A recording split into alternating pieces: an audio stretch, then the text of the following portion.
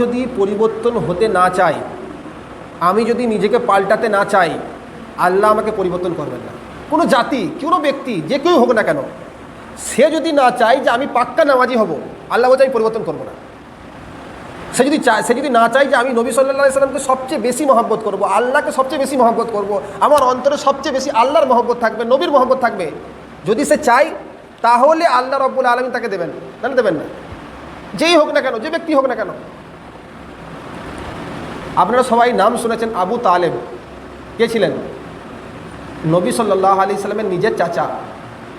আর নবী মানে মুহাম্মদ সাল্লাল্লাহু আলাইহি সাল্লাম মানে হচ্ছে গোটা পৃথিবী বা যত মানে পৃথিবীর শুরু থেকে নিয়ে শেষ পর্যন্ত যত নবী আসবে, যত মানুষ আসবে, সবার চেয়ে উত্তম, সবার চেয়ে সম্মানীয়। আর তিনাকে দ্বীনের কাজে সহযোগিতা করেছে কে? চাচা আবু তালেব। তিনি নবী সাল্লাল্লাহু আলাইহি সাল্লামকে দ্বীনের মেহনতে, যেই সময় তিনার উপর অত্যাচার করা হচ্ছিল, পাগল বলা হচ্ছিল, তিনার বিরোধী অনেক লোক হয়ে গেছিল, তো সেই সময় নবী সাল্লাল্লাহু আলাইহি সাল্লাম সহযোগিতা করেছেন, তিনাকে আগলে রেখেছেন।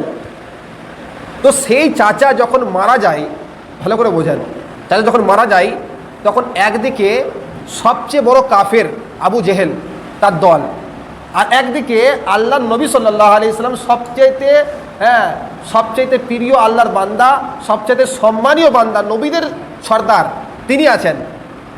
আবু জেহেল দাওয়াত দিচ্ছে যে আপনি আপনার বাপ দাদা যে সমস্ত পথে চলেছেন, যে সমস্ত ঠাকুর পুজো করেছেন, ওর ওপরে কায়েম থাকেন, আপনি মৃত্যুবরণ করেন। আর একদিকে সবচেয়ে প্রিয় বান্দা আল্লাহর, সবচাইতে দামি বান্দা, সেই বান্দা আল্লাহ রসুল সাল্লাল্লাহু আলাইহি সাল্লাম, তিনি কি করছেন? দাওয়াত দিচ্ছেন যে আল্লাহ চাচা একবার আপনি শুধু কলমা পড়ে নেন। কি পড়েন? একবার পড়ে নেন, তারপর আমি আল্লাহর কাছে সুপারিশ করব। সেই জায়গায় কী হয়েছিল আপনি বলবেন? কেউ বলতে পারবে যে ওই দায়ের মধ্যে আমার তবলিগের সাথীরা আছি, যে মেহনত করি, বলে ভাই এর দাওয়াতের মধ্যে কমি আছে, এ তো কমজোর। কিন্তু নবী সাল্লাল্লাহু আলাইহি ওয়াসাল্লামের মধ্যে কোনো কমি ছিল? আমলের মধ্যে কোনো কমি ছিল? দাওয়াতের মধ্যে কোনো কমি ছিল? কোনো কমি নেই।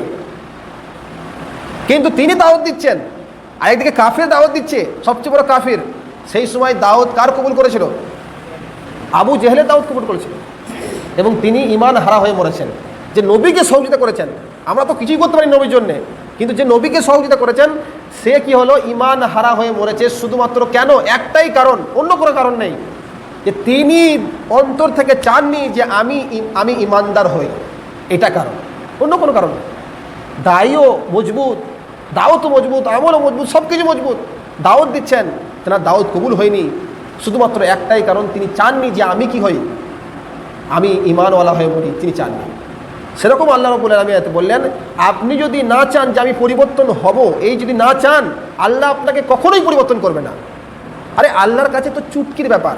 আল্লাহ চাইলে যত পৃথিবীর মানুষ আছে সবাইকে আল্লাহওয়ালা বানাতে পারেন। যত কাফের আছে, যারা মুশরিক আছে, যারা আল্লাহর শত্রু, নবীর শত্রু, আমাদের শত্রু, সকলকে আল্লাহ 1 সেকেন্ডের মধ্যে সবকে আল্লাহওয়ালা বানাতে পারেন। পাগড়ি পরে তারা ঘুরে বেড়াবে, তারা কোরআন পড়বে, হাদিস পড়বে, মসজিদ ভরে যাবে। আল্লাহ পারেন কি পারেন না? শক্তি আছে কি নেই? কিন্তু আল্লাহ করছেন না। কেন করছেন না? এই জন্যই করছেন না যে আল্লাহ তাআলা এই পৃথিবীকে ইমতিহান স্বরূপ বানিয়েছেন, আল্লাহ পরীক্ষার জন্য বানিয়েছেন। তো সেই জন্যে আল্লাহ রাব্বুল আলামিন দেখবেন যে কার ইচ্ছা আছে, যার ইচ্ছা আছে তাকে আল্লাহ রাব্বুল আলামিন কি করবেন? এই রাস্তায় চালাবেন। আর যার ইচ্ছা নেই তাকে আল্লাহ রাব্বুল আলামিন এই রাস্তা থেকে অনেক দূরে সরিয়ে দেবেন।